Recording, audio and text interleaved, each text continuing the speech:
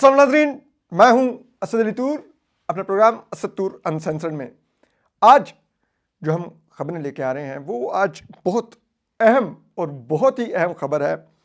आज जो आईनी बेंच में चंद जजेस ने पकड़ के, जिसे कहते हैं ना, वो ब्लड बाथ उड़ा के रख दिया, फौज का केस के सिविलियन का फौजी अदालतों में ट्रायल हो सकता है। वजारत दफा या हुकूमत, असल में तो फौज का केस है ना, उन्होंने उड़ा के रख दिया। हम आपको ये तहलका केस तमाम तफसीलात बताएंगे कि इस केस और एक्सप्लेन करेंगे कि इन सवालात का क्या वजह है और क्या मीनिंग है, और तरह पाकिस्तान के हालात से भी तकाबुल करेंगे इन सवालात का, पाकिस्तान के माजी से इसका करेंगे। तो ये जो मेन आज के जो विनर है और क्रेडिट जाता है वो मोअज़्ज़िज़ जस्टिस हसन अज़हर रिजवी को जाता है। हम आपको बताएं, जस्टिस हसन अज़हर रिजवी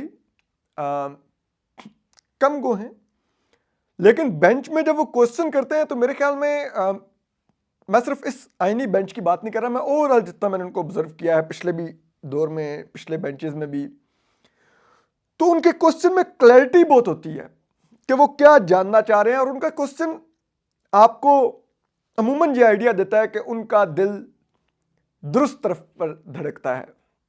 ठीक है, तो ये एक अलग बात है जो पिछले कुछ दिनों से जैसे जमाल खान मंदोखेल और जैसे मुसरत अली तो खैर कंसिस्टेंट हैं मिलिट्री कोर्ट्स के मामले में, वो शुरू से मिलिट्री कोर्ट्स को नहीं वो सपोर्ट कर रही। जैसे जमाल खान मंदोखेल भी पिछले 2-3 समातों से जो वजारत दिफा के वकील हैं ख्वाजा हारिस, उनको बहुत टफ टाइम दे रहे हैं। वो अलग बात है कि एक और बेंच के मोअज़्ज़िज़ रुकन जो कि अगले चीफ जस्टिस ऑफ पाकिस्तान के उम्मीदवार भी बनेंगे, वो उस बेंच के अंदर जस्टिस मोअज़्ज़िज़ जस्टिस मोहम्मद अली मज़हर, वो ऐसा लगता है कि वो वजारत दिफा के वो दूसरे वकील हैं, कि सवाल जैसे जमाल खान मंदोखेल ख्वाजा हारिस से करते हैं, जवाब इधर से जस्टिस मोहम्मद अली मज़हर दे रहे होते हैं। ठीक है, ख्वाजा हारिस से पहले ये बोल पड़ते हैं कि मैं बताता हूँ जी क्या है।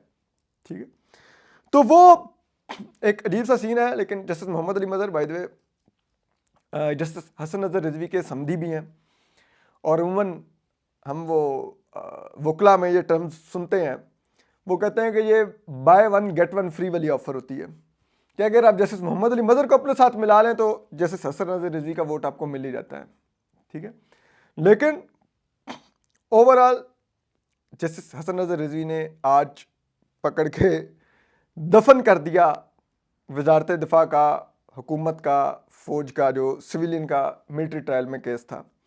इसके बाद भी अगर अभी भी जस्टिस अमीनुद्दीन खान, जो इस वक्त बहुत ज़्यादा प्यारे दुलारे लाडले हैं इस्टेब्लिशमेंट के, अगर वो अभी भी मिलिट्री कोर्ट्स के सिविलियन के ट्रायल के हक में फैसला देते हैं और पिछले फैसले को कालेदम करार देते हैं, तो फिर तो क्या आप कह सकते हैं। लेकिन बहरहाल आज बहुत ही, जैसे कहते हैं ना, पर्टिनेंट क्वेश्चंस पूछे जस्टिस हसन अज़हर रिजवी ने, जस्टिस आयशा मलिक ने, जस्टिस जमाल खान मंदोखेल ने, जस्टिस जैसे कहते हैं मोहम्मद अली मज़हर ने भी, और जस्टिस नईम अख्तर अफ़गान ने। तो वो मामला है क्या, हम आपको एक्सप्लेन किए देते हैं। तो वो कहते हैं जी कि आज जब समात का आगाज़ हुआ तो ख्वाजा हारिस साहब जो वजारत दिफा के वकील हैं, उन्होंने अपने दलाइल का आगाज़ किया। उन्होंने कहा जी सिविलियंस का मिलिट्री ट्रायल कालेदम करार देते वक्त आर्टिकल 233 की गलत तशरीह हुई। 5 रुकनी लार्जर बेंच ने, पिछला बेंच था जस्टिस इजाज़त हसन वाला, उसके बारे में वो कहते हैं कि 5 रुकनी लार्जर बेंच ने बुनियादी हकूक मुअत्तल होने का तासुर लिया। बुनियादी हकूक एमरजेंसी की सूरत में मुअत्तल हुए थे। इस तो जस्टिस मोहम्मद अली मज़हर ने पूछा कि इस केस में तो बुनियादी हकूक मुअत्तल होने का कोई ताल्लुक नहीं, परवेज़ मुशर्रफ के दौर में अपील का हक ना देकर हकूक मुअत्तल हुए थे। और फिर जो बेंच के सरबराह हैं जस्टिस अमीनुद्दीन खान, उन्होंने भी सवाल पूछा, उन्होंने कहा इस मामले में एमरजेंसी वाली तो कोई बात नहीं है। और जस्टिस मोहम्मद अली मज़हर ने कहा कि अगर बुनियादी हकूक मुअत्तल होने थे तो उसके लिए एमरजेंसी नाफिज होना बहुत ज़रूरी था।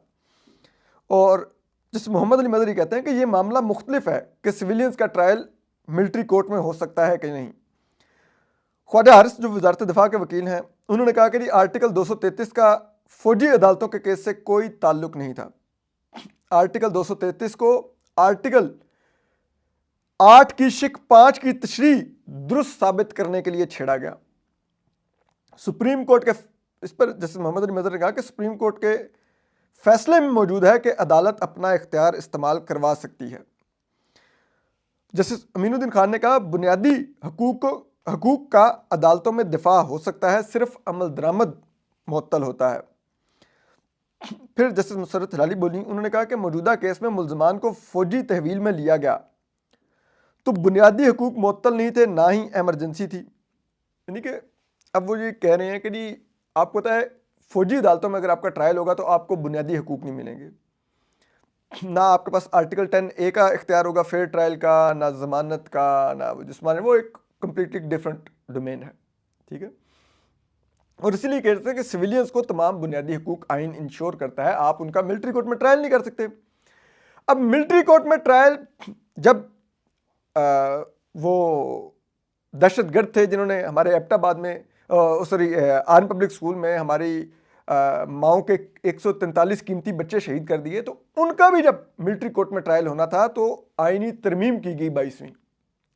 या दूसरी सूरत ये थी कि जब मुशर्रफ ने मार्शल लॉ लगाया या इमरजेंसी लगाई तो उस सूरत में मिलिट्री कोर्ट में ट्रायल हो सकता था, क्योंकि जब उसने इमरजेंसी डिक्लेयर की तो इमरजेंसी के साथ ही सदर मुल्क में बुनियादी हकूक मुअत्तल कर देता है। तो जस्टिस मुसर्रत अली कह रही हैं कि भाई इन सिविलियंस को जिनको आप मिलिट्री कोर्ट में लेके गए हैं और इनको बुनियादी हकूक से महरूम किया है, तो ना तो मुल्क में इमरजेंसी लगी हुई थी, ठीक है, और ना ही कोई ऐसे वैसे हालात थे, तो कैसे आपने इनके बुनियादी हकूक मुअत्तल कर दिए? ठीक है, किस इख्तियार के तहत? वो इख्तियार तो सिर्फ सदर एक्सरसाइज कर सकता था कि वो सिविलियन के बुनियादी हकूक मुअत्तल करे और मुल्क में उसके लिए इमरजेंसी लगाए। ना इमरजेंसी लगी हुई है, ना सदर की तरफ से कोई अनाउंसमेंट है कि बुनियादी हकूक मुअत्तल कर रहा हूं, तो आपने कैसे ये लेंगे मिलिट्री कोर्ट में बुनियादी हकूक मुअत्तल करके? इस पे वो ख्वाजा हारिस साहब ने जवाब दिया, उन्होंने कहा सुप्रीम कोर्ट के फैसले में कहा गया है कि अमल दरामद रोकना बुनियादी हकूक मुअत्तल करने के बराबर है। जिस पर जस्टिस मोहम्मद अली मजहर ने कहा, उन्होंने कहा आर्टिकल 233 की शिक 2 में बुनियादी हकूक मुअत्तल होने की कोई बात नहीं हो रही। आर्टिकल 200 जस्टिस जमाल खान मंदोखेल ने कहा कि आर्टिकल 233 में यह नहीं कहा गया कि बुनियादी हकूक मुअत्तल हो सकते हैं। यानी कि जैसे जमाल खान मंदोखेल कह रहे हैं कि सदर आर्डर कर सकता है जिससे बुनियादी हकूक मुअत्तल होते हैं, आर्टिकल 233 के तहत आप नहीं वो बुनियादी हकूक मुअत्तल कर सकते। तो ख्वाजा हारिस साहब ने एतराफ़ किया कि जी बिल्कुल आर्टिकल 233 में बुनियादी हकूक मुअत्तल करने की बात नहीं है, आर्टिकल 233 में इमरजेंसी की सूरत में हकूक मुअत्तल करने की बात की गई है। तो जस्टिस जमाल खान मंदोखेल ने कहा कि बिल्कुल सदर के पास इख्तियार है कि बुनियादी हकूक मुअत्तल कर सकते हैं, एग्जेक्टिव सदर मुमलिकत के आर्डर पर अमल करवाती है, ये तमाम इख्तियारात एग्जेक्टिव के हैं, तो कोई और कैसे इस मामलात को देख सकता है? यानी कि वो कह रहे हैं कि बुनियादी हकूक सदर ऑर्डर करेगा और वज़ीर आज़म अमल करेगा कि जी सदर ने बुनियादी हकूक मुअत्तल कर दिए हैं। उन्होंने कहा ना यहाँ पे सदर ने कोई ऑर्डर किया है, ना वज़ीर आज़म ने कहा है कि बुनियादी हकूक मुअत्तल हो रहे हैं, और ये इख्तियार फौज खुद से कैसे इस्तेमाल कर सकती है कि जी हम इनको लेके जा रहे हैं, इनके बुनियादी हकूक नहीं है। ठीक है,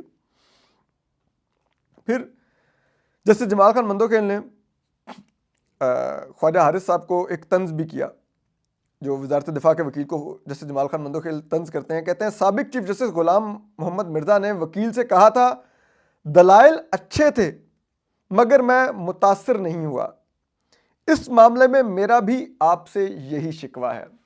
यानी कि वो क्योंकि जारी बात है मुतमिन नहीं कर पा रहे बेंच को ख्वाजा हारिस, ठीक है, जो वजारत दिफा के फ़ौज के वकील हैं। तो गुज़िश्ता रोज़ भी जस्टिस नईम अख्तर अफ़गान ने कहा था, उन्होंने कहा था कि ख्वाजा साहब लगता है आप तैयारी करके नहीं आए केस की। आज जैसे जमाल खान मंदोखेल भी कह रहे हैं कि जी आपके दलाइल से हम मुतासिर नहीं हो रहे, लेकिन मसला ये है, मसला ख्वाजा हारिस साहब का भी नहीं है। ठीक है, ख्वाजा हारिस साहब एक अच्छे फौजदारी के वकील हैं, लेकिन मसला ये है कि ये केस ऐसा है जिसमें इतनी दो नंबरी की गई हुई है, इतना ज़्यादा जुल्म किया गया हुआ है, आइन का साथ इस तरह का खिलवाड़ किया गया हुआ है कि कोई वकील इसका दिफा कर ही नहीं सकता। आइनी पैमाने पर अगर कोई जज इंडिपेंडेंट माइंड वाला, जो एस्टेब्लिशमेंट के आगे बिका हुआ ना हो, वो अगर इस केस को सुनेगा तो वो उड़ा के रख देगा। वो कभी अलाउ नहीं करेगा कि आप सिविलियंस का फौजी अदालतों में यूं ट्रायल कर सके सिर्फ इसलिए कि आपके पास बंदूक है, टैंक है, डंडा है, तो आप कहें कि हम जो मर्जी करते फिरें, आइन हमारे बूट की नोक पर। कोई भी अगर इंडिपेंडेंट जज होगा तो वो ये नहीं मानेगा। तो अब ख्वाजा हारिस साहब बेचारे क्या कर लें? उनको तो एक जो जालसाजी की गई है, जो दो नंबरी की गई है, जो जुल्म किया गया है मुल्क के ऊपर, आइन के ऊपर, जो आइन का खून किया गया है, उसके दिफा के लिए उनको अब कहा गया है, तो वो बेचारे कहां से उसके दिफा के लिए क्या आइन में से ढूंढ के लाएंगे जो चीज आइन में मौजूद ही नहीं है। ठीक है, तो वो जस्टिस जमाल खान मंदोकेल जब बेंच के आगे फंसे हुए ख्वाजा हारिस साहब, ठीक है, तो फिर अब जब स्टेज सेट हो गया तो फिर जस्टिस हसन नजर रिजवी की एंट्री हुई और वो तलवार लेके उतरे और उन्होंने जिसे कहते ना कत्लेआम कर दिया बेंच नंबर 3 में, इस आईनी बेंच में बैठ कर उन्होंने कत्लेआम किया। फिर ठीक है, उन्होंने कहा कि जी त्यारा हाईजैक केस हुआ, जीएचक्यू पर हमला का केस हुआ, ठीक है, और त्यारा हाईजैकिंग केस तो सुप्रीम कोर्ट तक चला। ठीक है, जैसे जमाल खान मंदोकेल ने पास से लुकमा दिया, त्यारा हाईजैक करना एक इल्जाम था। जैसे हसन नजर रिजवी ने कहा कराची एयर बेस पर अरबों रुपए का कोरियन त्यारा हमले में तबाह कर दिया गया। दहशतगर्दी के इन सब वाकयात का ट्रायल फौजी अदालतों में क्यों नहीं हुआ? ये इंसार दहशतगर्दी की अदालतों में क्यों ट्रायल हुआ?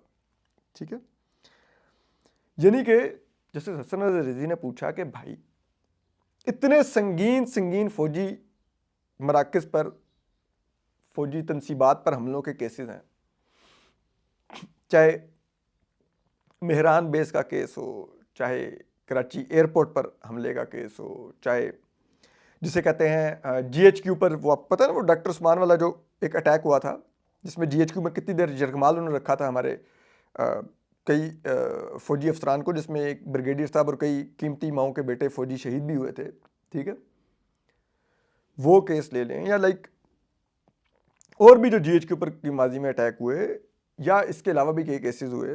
ठीक है, वो डॉक्टर उस्मान वाला तो खैर फौजी अदालत में चला था, लेकिन बाकी सब में साबिक वज़ीर आज़म नवाज शरीफ साहब के ऊपर था कि उन्होंने उस वक्त के आर्मी चीफ जनरल मुशर्रफ का त्यारा हाईजैक करने की कोशिश की है। उन्होंने कहा ये इतने संगीन मामलात थे।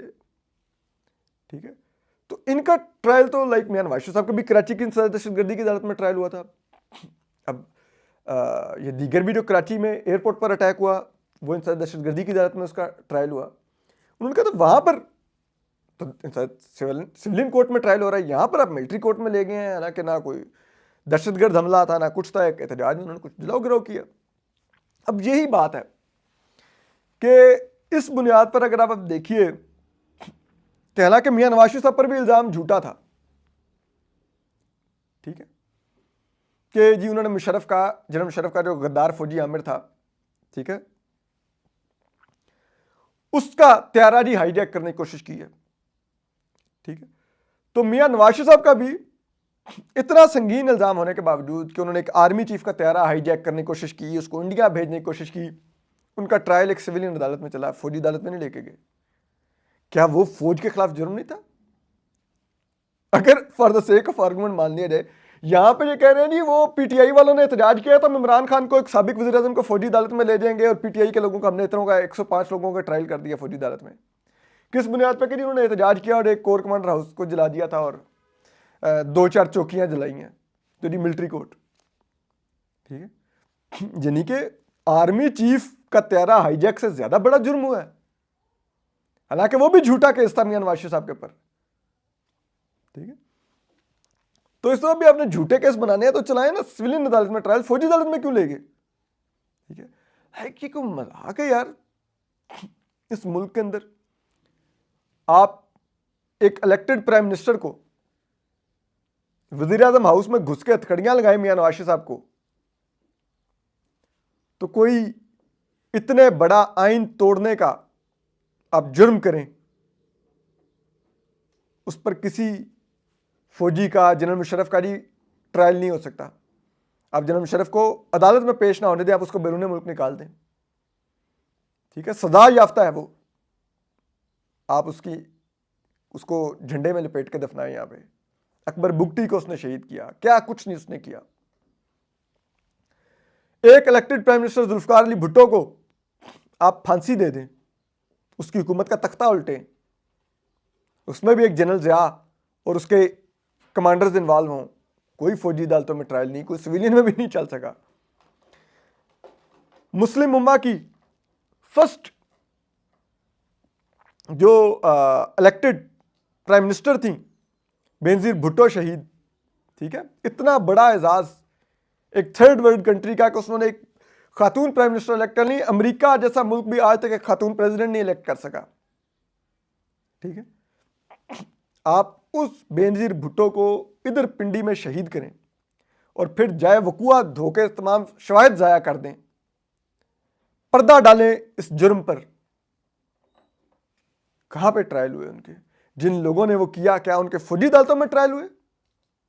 کیا یہ ملک کے خلاف جرم نہیں تھا کہ الیکٹڈ پرائم منسٹر کو شہید کیا گیا اور ثبوت مٹا دیے گئے؟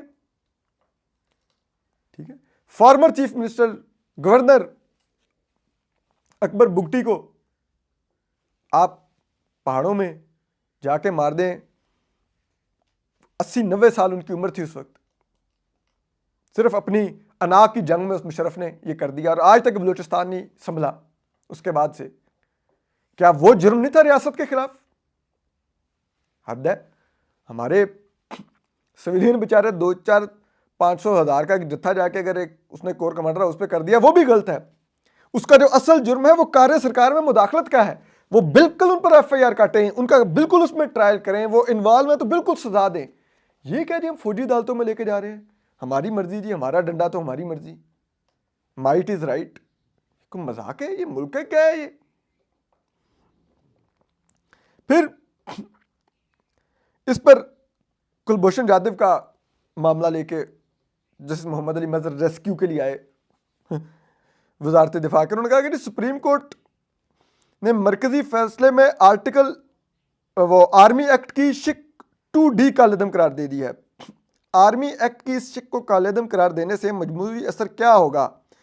کیا اب کلبھوشن جادو جیسے ملک دشمن جاسوس کا ملٹری کورٹ میں ٹرائل چل سکتا ہے؟ تو خواجہ عارف صاحب اسی بال کا ویٹ کر رہے تھے کہ انہوں نے کہا کہ یار جسٹس حسن رضا رضوی نے تو میرا بیڑا گرک کر دیا میرے کیس کا. تو انہوں نے فوراً جسٹس محمد علی مظہر کی ہاں میں ہاں ملاتے ہوئے کہا, انہوں نے کہا جی سپریم کورٹ کے فیصلے سے ملک دشمن جاسوس کا ملٹری کورٹ میں ٹرائل نہیں ہو سکتا. ٹھیک ہے, اس پر جسٹس جمال خان مندوکھیل نے کہا کہ ہم اپنے پراسیکیوشن کے نظام کو کیوں نہیں مضبوط کر رہے, اچھے پراسیکیوٹر ظاہر کریں, سویلین عدالتوں سے سزائیں دلوا لیں. اس پر جسٹس حسن رضا رضوی نے کہا کہ GHQ پر پہلے بھی ایک حملہ ہوا جس میں شہادتیں ہوئیں. طیارہ سازش کیس میں آرمی چیف کے بیرونی دورے پر تھے, ان کے جہاز کو ہائی جیک کرنے کی کوشش کی گئی. GHQ حملہ کیس اور طیارہ سازش کیس میں تمام کیسز کا ڈیٹا فراہم کریں. یہ کیس پھر یعنی کہ انہوں نے کہا کہ آپ پہلے ذرا طیارہ سازش کیس اور دوسرے کیس کا ہمارے پاس ڈیٹا لائیں نا, GHQ پر حملہ کیس کا, ہم اس ڈیٹا سے کمپیریزن کریں گے کہ اس ڈیٹا میں کیا الزامات تھے, کیس کس طرح ٹرائل چلا. تو وہ اگر الزامات اتنے سنگین ہوں کہ ان کا سویلین عدالتوں میں ٹرائل ہوتا ہے, انسداد دہشت گردی کی عدالتوں میں ٹرائل ہوتا ہے, تو پھر جو یہ ملٹری کورٹ میں ٹرائل ہو رہا ہے ان قیدیوں کے اوپر کس قسم کے الزامات ہیں, کیا یہ بھی اتنی سنگین نوعیت کے ہیں یا ان سے کم سنگین نوعیت کے ہیں, اور اگر ان سے کم سنگین نوعیت کے ہیں تو پھر ان کا ملٹری کورٹ میں کیسے ٹرائل ہوا, ذرا ڈیٹا لائن ہم دونوں کا ذرا کمپیریزن کرتے ہیں. پھر جسٹس مسرت ہلالی صاحبہ نے کہا, انہوں نے کہا کہ یہ کیس ملٹری کورٹس کے وجود کا نہیں بلکہ اختیار سماعت کا ہے. ٹھیک ہے, کون سا کیس ملٹری کورٹ میں چلے گا کون سا نہیں, یہ تفریق کیسے کی جاتی ہے؟ یعنی کہ جسٹس مسرت ہلالی صاحبہ نے کہا کہ ہمیں ملٹری کورٹس کے وجود سے کوئی ایشو نہیں ہے, وہ فوج کے ادارے کے اندر ڈسپلن برقرار رکھنے کے لیے بنی ہوئی ہے, فوج کے لوگوں کا بالکل ادھر ہی ٹرائل ہونا چاہیے, ہمیں ان کے وجود سے کوئی اعتراض نہیں ہے. ہمارا سوال یہ ہے کہ کیا اس کا دائرہ کار سویلینز پر اپلائی ہو سکتا ہے, کہ آپ کس بنیاد پر. یہ بھی پوچھا گیا کہ لائک وہ ایک ہی مقدمہ ہے, اس کا سویلین عدالت میں بھی ٹرائل ہو رہا ہے، انسداد دہشت گردی کی عدالت میں، فوجی عدالت میں بھی. اسی مقدمے کے کچھ لوگ سویلین عدالت میں ٹرائل ہو رہے ہیں، کچھ کو آپ فوجی عدالت میں لے جاتے ہیں. کیسے آپ نے فیصلہ کیا کہ یہ والوں کا سویلین عدالت میں ٹرائل ہونا چاہیے اور اسی مقدمے کے ان لوگوں کا ہم فوجی عدالت میں جا کے ٹرائل کریں گے؟ ٹھیک ہے، یعنی کہ سادہ سی بات ہے. اگر خدا نہ خواستہ میں کوئی ایسا جرم کروں، ٹھیک ہے، میرا اور میرے ساتھ بالفرض اس جرم میں حسنات ملک صاحب بھی شریک ہوں، ثاقب بشیر صاحب بھی شریک ہوں، مطیع اللہ جان صاحب بھی شریک ہوں، عدیل سرفراز بھی شریک ہوں. ٹھیک ہے، آپ کہیں جی کہ اسد علی طور جرم پانچوں نے ایک کیا ہے، ہم اسد علی طور کا سویلین کورٹ میں ٹرائل کریں گے، باقی چار کو ہم ملٹری کورٹ میں لے جائیں گے. بھائی پھر مجھے بھی یا تو ملٹری کورٹ میں لے جاتے یا پھر باقی چار کا بھی ادھر سویلین کورٹ میں ٹرائل کرتے. اگر میرا وہاں پر اسی جرم پر ہو سکتا ہے تو ان بیچاروں کے ساتھ ایسا کیا آپ کو غصہ تھا کہ ان چار کو آپ کہنا ہے ملٹری کورٹ میں لے کے جانا ہے؟ تو لائک کوئی سینس اپلائی کریں، یہ کیا کس انداز میں کیا گیا؟ ٹھیک ہے، پھر اس کے بعد جو جسٹس نعیم اختر افغان تھے، انہوں نے خواجہ حارث صاحب سے جو وکیل ہیں وزارت دفاع کے، ان سے کہا کہ جی آپ سوالات کی بھری ٹوکری لے کر جا رہے ہیں تو اس ٹوکری میں ایک سوال میرا بھی لے جائیں. ٹھیک ہے، وہ کہتے ہیں 9 مئی واقعات میں 103 ملزمان کے خلاف ملٹری کورٹس میں ٹرائل چلا، باقی ملزمان کا کیس انسداد دہشت گردی کی عدالتوں میں چل رہا ہے. یہ تفریق کیسے کی گئی کہ کون سا کیس ملٹری کورٹ میں چلائے گا اور کون سا کیس انسداد دہشت گردی کی عدالت میں جائے گا؟ پھر جیسے جمال خان مندوخیل نے بھی پوچھا، انہوں نے کہا کہ کس جرم پر کون اور کیسے طے کرتا ہے کہ کیس کہاں جائے گا؟ یعنی کہ انہوں نے کہا کہ جرم ایک ہے تو یہ کون طے کر رہا تھا کہ جی یہ اسی جرم کے اوپر انسداد دہشت گردی کی عدالت میں جائے گا اور یہ فوجی عدالت میں جائے گا؟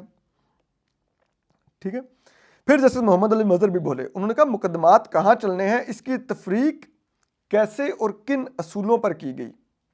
ٹھیک ہے، یعنی کہ جیسے محمد علی مظہر نے بھی کہا اور جیسے نعیم اختر افغان کا بھی تھا کہ یہ کیسے طے کیا گیا بھائی کہ ایک ہی جرم ہے، اس جرم کو کرنے والے کچھ لوگوں کو ہم انسداد دہشت گردی کی عدالت میں بھیجیں گے، کچھ کو فوجی عدالت میں بھیجیں گے. یہ کیا تھا معیار آپ جس میں طے کر رہے تھے کہ یہ فوجی عدالت میں لے جاؤ، یہ انسداد دہشت گردی کی عدالت میں لے جاؤ؟ پھر جسٹس نعیم اختر افغان نے پوچھا کہ انسداد دہشت گردی کی عدالت سے فوجی عدالتوں میں کیس بھیجنے کا ریکارڈ دیا جائے. ٹھیک ہے، جسٹس مسرت علی نے کہا، انہوں نے کہا 9 مئی کے ملزمان پر ایف آئی آرز تو ایک جیسی ہوں گی، یہ کیسے طے کیا گیا کہ ملزمان کو فوجی عدالتوں میں بھیجا جائے گا؟ 9 مئی کے ملزمان نے کون سا ایسا جرم کیا تھا کہ جس میں فوجی عدالتوں میں کیس چلایا جائے؟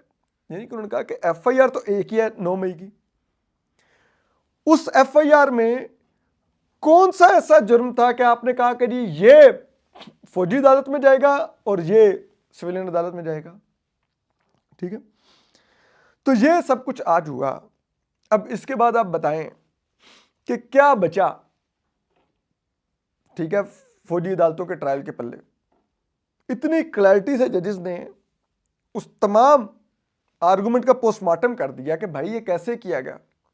تو سادہ سی بات ہے نا، ڈنڈا ہاتھ میں تھا، آپ کو میری شکل نہیں پسند تھی تو آپ کہتے تھے اس کو فوجی عدالت میں لے جاؤ، فلاں کا آپ کہتے چل ٹھیک ہے اس کو سویلین میں جانے دو، ٹھیک ہے، اور آپ وہاں پہ بیٹھ کے بڑا تیر مارنے لگے ہوئے تھے. ٹھیک، پھر اس کے بعد جو جیل میں جو ملزمان رکھے ہوئے ہیں اس کا معاملہ بھی پیش ہوا. ٹھیک ہے، اس میں انہوں نے بتایا کہ جی وہ جو ایڈیشنل اٹارنی جنرل پنجاب تھے، انہوں نے کہا جی کہ ملزمان کو صبح 9:30 بجے ناشتہ کروا کے لان میں کھول دیا جاتا ہے اور وہ شام تک 5 بجے تک لان میں بیٹھتے ہیں. تو جیسے جمال خان مندوخیل نے کہا کہ یہ کون سا لان ہے، یہ ڈیتھ سیل والا لان تو نہیں ہے؟ یہ میں آپ کو ایکسپلین کرتا ہوں. ایک لان ہے کہ آپ پورے جیل میں کہیں پر بھی بیٹھ سکتے ہیں، پورا کھلا ہوتا ہے. ایک لان ہوتا ہے کہ جو آپ کے سیل کے سامنے ایک چھوٹا سا پلاٹ ہوتا ہے، وہ کہتے ہیں یہیں پہ بیٹھ جاتے ہیں، آپ کہیں اور نہیں جا سکتے. قید و تنہائی والوں کے ساتھ یہ کیا جاتا ہے، ڈیتھ سیل والوں کے ساتھ یہ کیا جاتا ہے. ٹھیک ہے، یا دہشت گردی کے ملزمان کے ساتھ یہ کیا جاتا ہے. تو انہوں نے ایڈیشنل اٹارنی جنرل نے کہا، ایڈیشنل ایڈوکیٹ جنرل پنجاب نے کہا کہ نہیں سر یہ وہ والا لان نہیں ہے جو آپ نے دیکھا ہوا ہے. اور انہوں نے کہا کہ جیل میں ایک ٹک شاپ ہے، یہ کافی وغیرہ بھی پی سکتے ہیں وہاں سے. گھر سے مجرمان کو میٹرس بھی دیے گئے ہیں تو فیصل صدیقی صاحب جو لائر ہیں ملٹری کورٹس کے اگینسٹ، انہوں نے کھڑے ہو کے ایڈیشنل اٹارنی جنرل پر طنز کرتے ہوئے انہوں نے کہا کہ جی ایڈیشنل اٹارنی جنرل صاحب تو ایسا ماحول بتا رہے ہیں جیسے قیدیوں کو گھر والا ماحول ملا ہوا وہاں پہ، ٹھیک ہے. تو جسٹس مسرت علی نے کہا کہ آپ نے غلط بیانی کی تو ہم جیل اصلاحات کمیٹی سے بھی رپورٹ منگوا لیں گے. یعنی کہ ان کا اشارہ تھا، وہ جو چیف جسٹس یحییٰ آفریدی نے جیل اصلاحات کمیٹی بنائی ہوئی ہے جو جیلوں کے دورے کر رہی ہے، تو جسٹس مسرت علی نے کہا کہ ہم ان سے رپورٹ منگوا لیں گے کہ ملٹری کورٹ کے قیدیوں کے ساتھ کیا سلوک ہو رہا ہے. تو اور پھر جو سلمان اکرم راجہ صاحب ہیں انہوں نے پیش ہو کے کہا کہ جی یہ جو اپیلیں ہم نے کرنی ہیں یہ ان کنوکشنز کے خلاف ملٹری کورٹس کی اور وہ ان سویلینز نے، تو وہ ان کے وکالت نامے ہمیں سائن ہونے چاہیے، وہ یہ نہیں کروا کے دے رہے. تو اس کا پھر انہوں نے کہا گیا کہ جی آپ جیل میں ان کے تحت جسٹس جمال خان منتو نے کہا کہ سپرنٹینڈنٹ پابند ہے کہ وہ یہ وکالت نامے سائن کروا کے دیں، تو وکالت نامے سائن کروا کے دیں، ٹھیک ہے. اب یہ جہاں پر حالات ہیں وہ فیض اللہ نیاز صاحب کے بیٹے کو بھی وکالت نامے سائن کروا کے دیا جا رہا، ٹھیک ہے. اب چیز یہ ہے کہ یہ کتنا افسوسناک ہے. مجھے کل بڑا افسوس ہوا، مریم نواز صاحبہ نے حفیظ اللہ نیاز صاحب کے بیٹے حسان نیاز صاحب کا ذکر کر کے کہا کہ جی انہوں نے پتلون لہرائی ایک فوجی کی اور وہ ایسے ہیں، اور انہوں نے کیسے کیا، 10 سال بعد وہ نکلے گا تو ملک بدل چکا ہوگا اور ان کے ماں باپ کتنی تکلیف میں ہیں، یہ ہے وہ نوجوان نے اپنی زندگی خراب کر لی. آپ کو پتہ ہے مریم نواز صاحبہ حسان نیاز 10 سال اندر نہیں رہیں گے. آپ لوگوں کو بھی سزائیں 14 سال کی ہوئی تھیں، آپ لوگ بھی تو سال بعد باہر آ گئے، کیونکہ وہ مقدمے بھی میرٹ پر نہیں تھے. آج والے مقدمے بھی میرٹ پر نہیں ہیں. اگر آپ کو اپنے خلاف ہوئے مقدمات کا کہ وہ میرٹ پر نہیں تھے بڑے دکھ ہے اور آپ بیان بھی کرتے ہیں بات بات پر، تو آج آپ دوسروں کے خلاف میرٹ سے ہٹ کے ہوئے مقدمات اور سزاؤں کا کیسے دفاع کر رہی ہیں؟ آپ کیسے حفیظ اللہ نیازی صاحب اور ان کی اہلیہ جو کہ حسان نیازی کے ماں باپ ہیں ان کے زخموں پر نمک چھڑک رہی ہیں؟ مت کیجیے یہ، کیونکہ وقت ایک سا نہیں رہنا، نہ اقتدار ہمیشہ رہنا ہے. اور یہ جو اسٹیبلشمنٹ ہے آپ کو بھی معلوم ہے دوبارہ بھی آپ کو جیل کی سیر کروائے گی. تو کم از کم اتنا ضرور رکھیے احساس کہ کل جب آپ لوگوں کو جیل میں ڈالا جائے تو ٹی وی چینلز پر آپ لوگوں کے یہ بیانات چلا کے آپ کو جیل میں ڈالنا جسٹیفائی نہ کیا جا رہا ہو کہ آپ تو ان چیزوں کے حق میں رہیں. اپنا خیال رکھیے. اللہ حافظ.